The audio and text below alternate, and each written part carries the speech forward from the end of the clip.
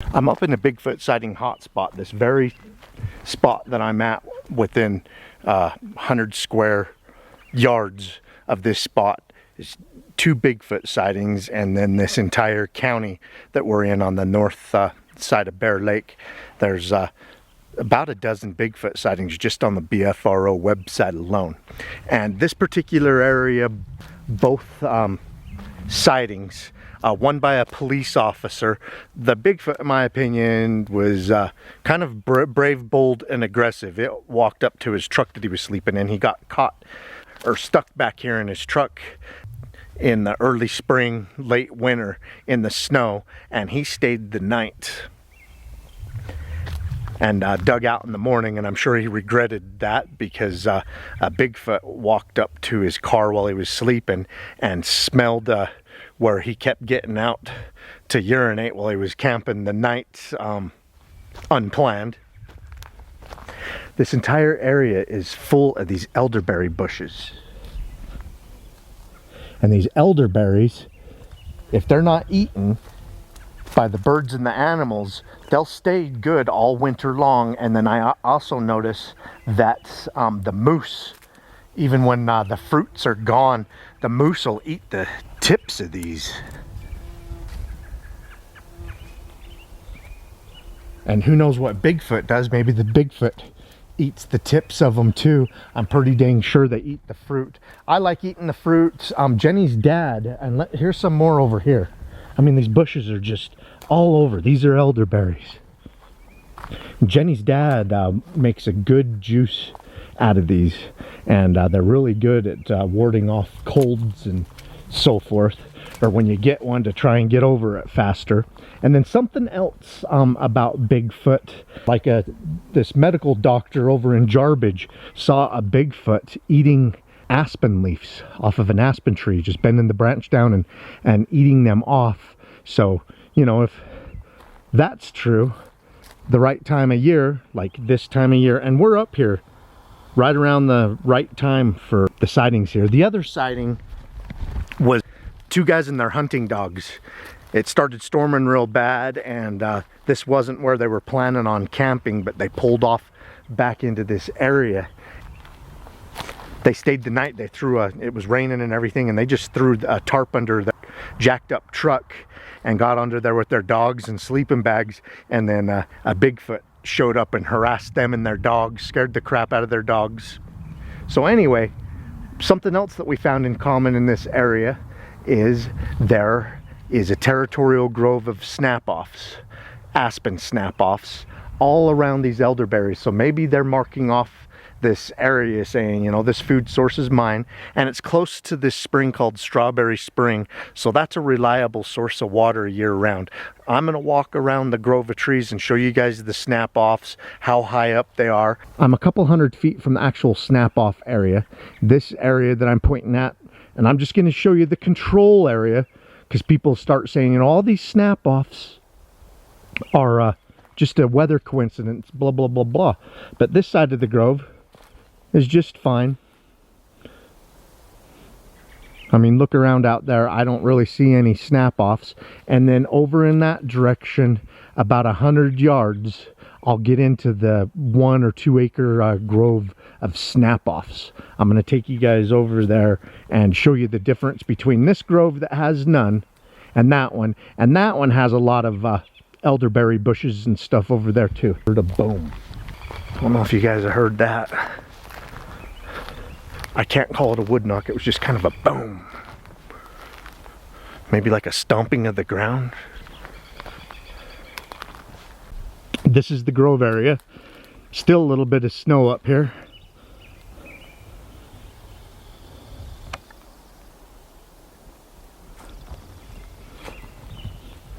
Jen and I brought up a game camera. We keep an eye on this area the time of year that the Bigfoot sightings happen, and we're up here right about the right time.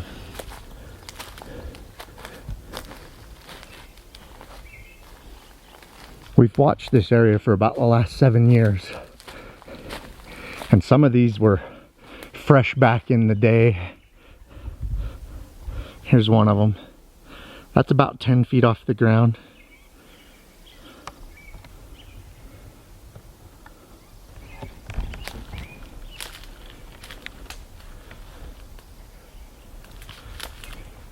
This one right here got snapped.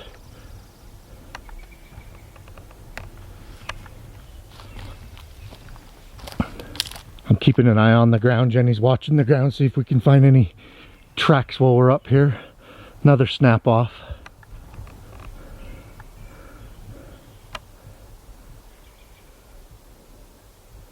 There's one.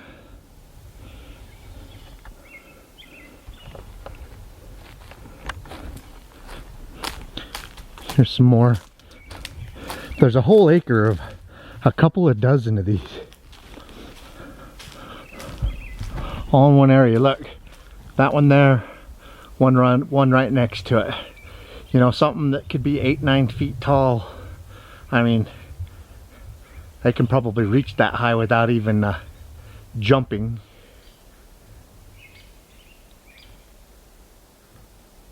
And that one looks twisted right there on the right. And we've been coming up here for a while. Some of these were fresh back in the day. Saw them get older and we look for new ones. Not currently seeing any new ones. Here's a couple right here. Right there. That one's 8 feet. That one over there is 7 feet. Here's more. And I just showed you guys 100 feet away where none of this is going on. So, you know, if someone wants to blame it on the wind, it's like, well, how come 100 feet away from this grove, there's none of that going on?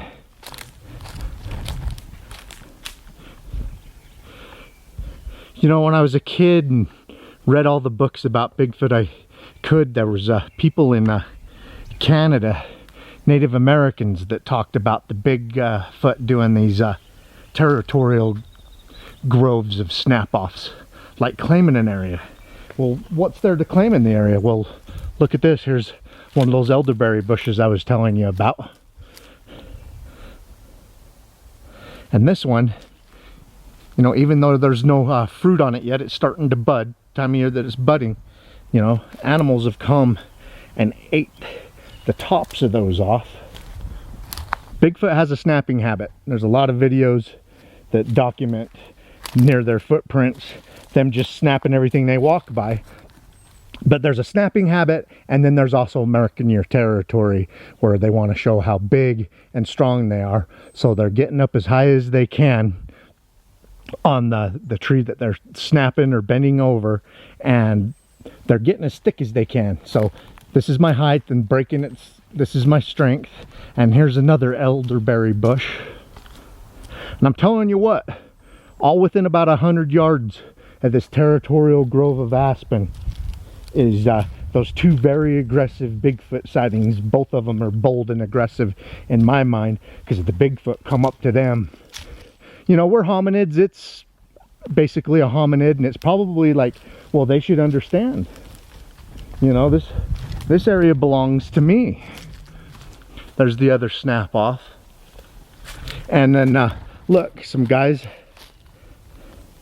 went off-road right here and made a little fire circle, and this is where the guys parked and laid under their, you know, there's a real crappy dirt road,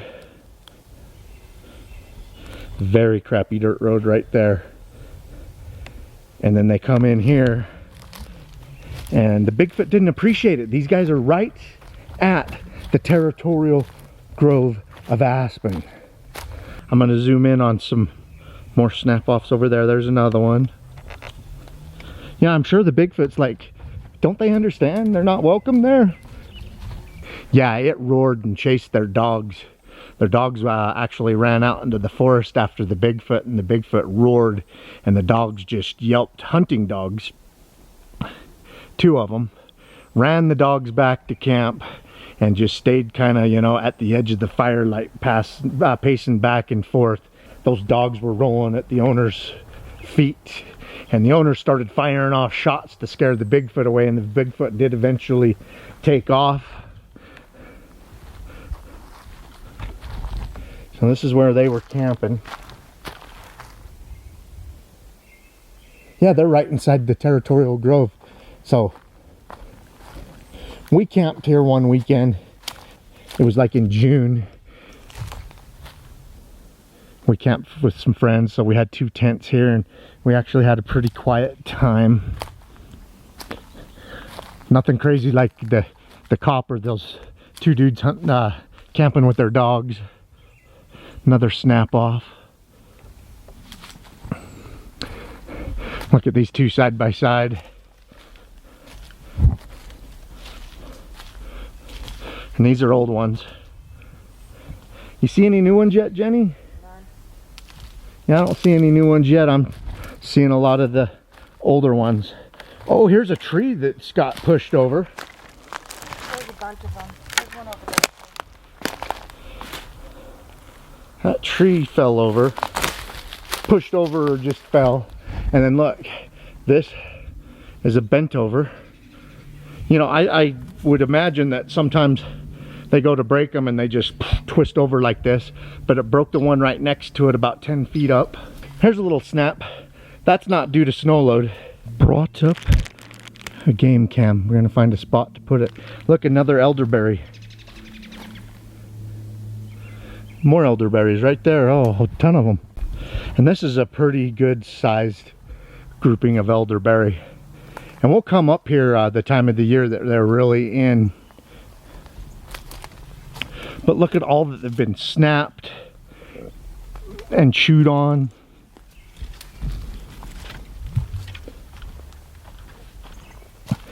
There's also a spring nearby, so they may be claiming the water source too. And look, this tree's been snapped in several places over the years.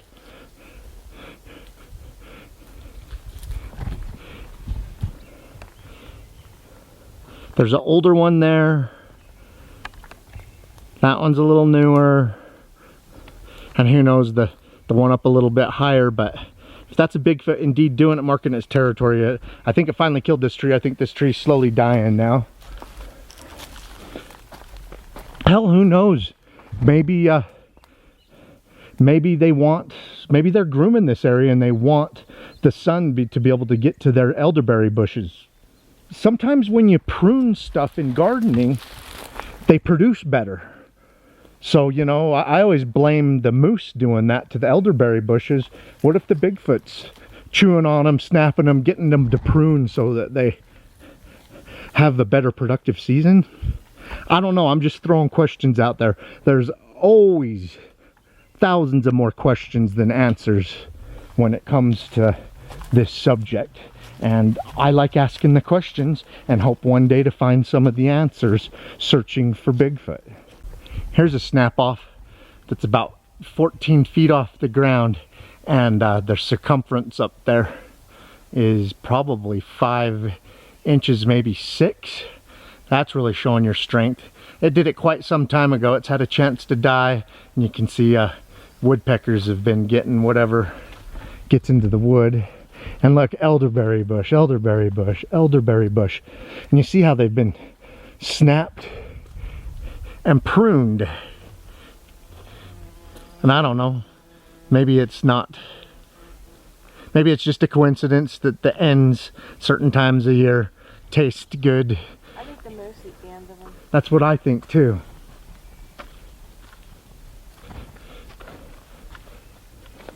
But if the moose can do it, maybe something else, like a Sasquatch can do it too.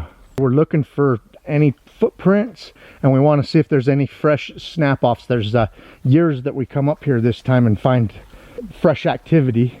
A couple of years ago, a lot of fresh activity. We haven't seen any new snap-offs as of yet, and no tracks. Quite a bit of snow up here still. Yeah, we're up around 9,000 feet, so the snow stays here a long time. We were here 5 weeks ago and the snow was 5 feet deep.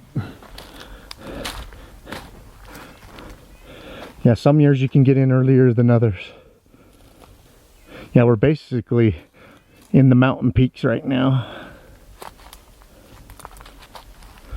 You see some tracks? I do, but I don't know what they are yet because I'm not close enough. We've seen a lot of deer and some elk up here.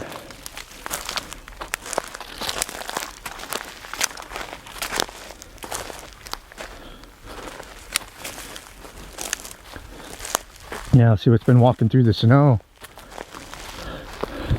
Yeah, there's some tracks right there. Four-legged. Here's some fresh, here's a fresh snap. That was this year. That looks like it happened actually in the fall. I don't know. That might be a bear. I know, I was,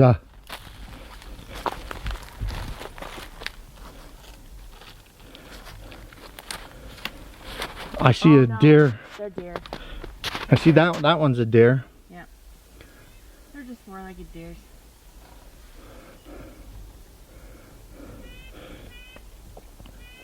And obviously the deer, the elk, the moose could also be Bigfoot food. I've been looking for moose tracks because we're blaming the moose for eating those tips of those elderberries. But if we're just finding elk and deer, maybe the elk and deer do it too.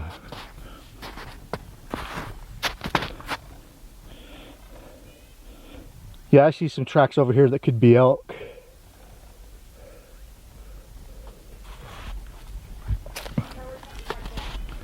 An animal? Yeah. No. Yes, I do. What kind of an animal? I don't know. It's big. Here, get the camera on it.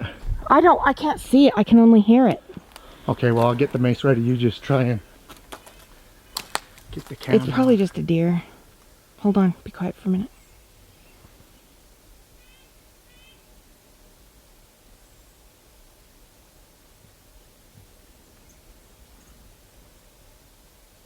Okay, the noise went away. It's on the other side of that tree. On the other side of that pine tree. Right there. Okay. Let me get the mace ready in case it's something that's not friendly. It's something that has claws. Well, even a moose cannot be friendly. I know. And just to let everybody know that mace is non-lethal protection from more than just bears, any kind of an animal that'll attack. You know, I've been maced. Didn't kill me.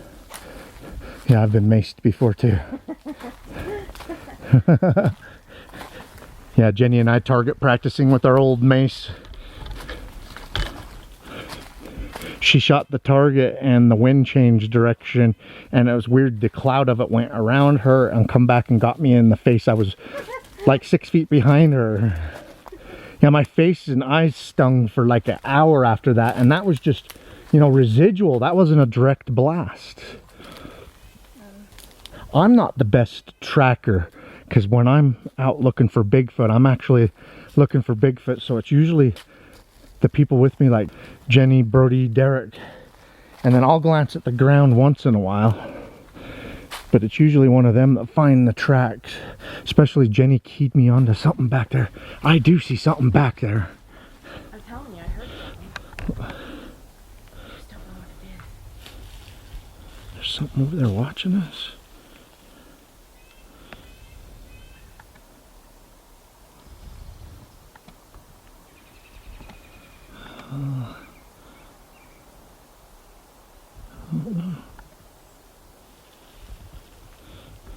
I thought I saw movement where I zoomed in.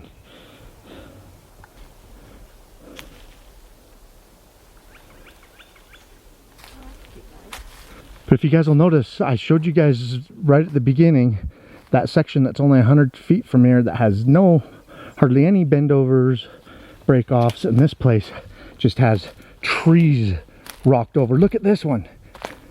Since this one's been pushed over, deers and elk have been coming up, and deer or elk have been coming up and rubbing their antlers against it.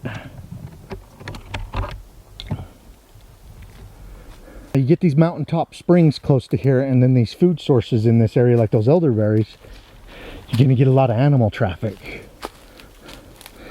I think it also creates the Bigfoot traffic that everybody's seeing through here.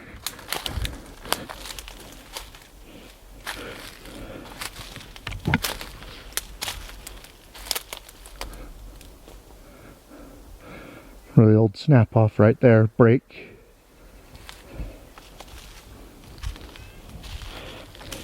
It's weird to me how these trees aren't laying in the same direction. That one's pushed over that way. That one's pushed over that way. Different directions. Well, whatever it was, we've already walked farther than where it was, so I don't. Yeah, I was hoping that we could find the tracks of whatever it was. So I'm looking for tracks now. I'm going to keep the camera up so the viewers can watch for movement in the direction that we heard it, that it would have had to retreat to get away from us. See if we can find tracks of what it may have been.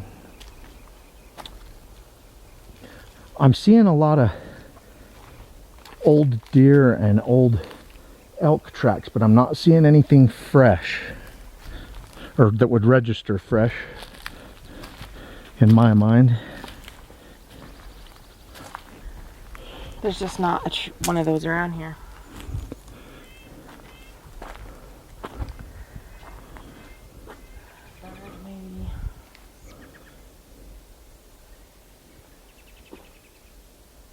All right, well, we wanted to show you guys the Territorial grove of snap-offs, the food source, and of course we're close to the spring. Bigfoot sighting area. I really like to keep an eye on the area. So far I don't see any recent snap-off activity that screams that it happened recently. But however, sometimes when we come up here we do find that type of activity, so we come up here 2 or 3 times a year to take a look around. I hope you guys enjoyed a look at a Bigfoot sighting hotspot and kind of the reason behind it, the 2 sightings that happened right here. Keep on watching, we're going to keep on squatching.